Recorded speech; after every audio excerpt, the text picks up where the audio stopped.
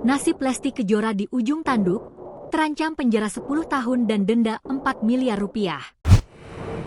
Beginilah nasib Lesti Kejora, terancam penjara 10 tahun usai dilaporkan ke polisi.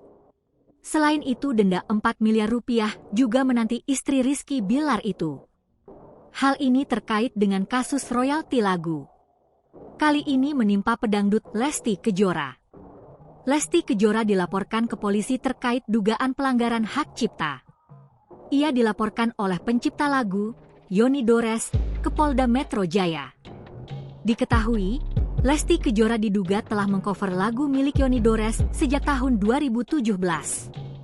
Namun, tanpa izin resmi dan tanpa pernah melakukan komunikasi dengan Yoni Dores. Ilham membenarkan bahwa pihaknya telah melaporkan Lesti Kejora ke Polda Metro Jaya. Sebelumnya, pihak Yoni Dores melayangkan somasi kepada Lesti sebanyak 2 kali. Namun sayang, somasi itu tidak diindahkan oleh istri Rizky Bilar tersebut. Dalam laporan polisi yang dibuat di Polda Metro Jaya, Yoni Dores menjerat Lesti dengan pasal 113 Yungto pasal 9 nomor 28 tahun 2014 tentang hak cipta.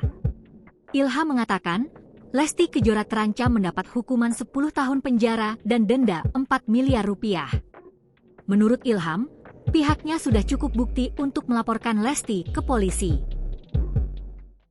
Download Tribun X sekarang, menghadirkan lokal menjadi Indonesia.